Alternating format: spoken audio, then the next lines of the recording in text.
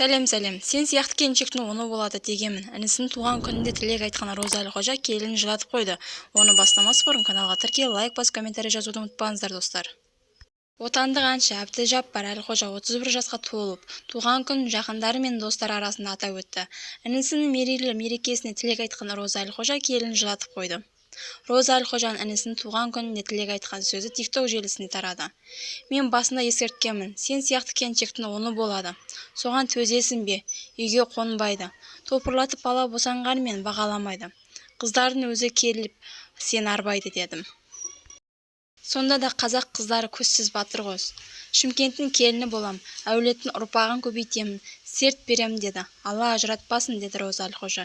Видеода қайын апасының тілегін естіген Әбдіжаппар Әлқожаның келіншегі көзіне жас алып, Роза Әлқожаның иығына басын қойған байқауға болады. Роза Әлқожа інісі мен келініне бақыт тіледі. Өз подаркасын берді.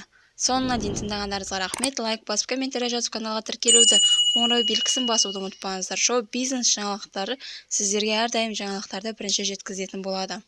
Келесі кездескенше сау болыңыздар.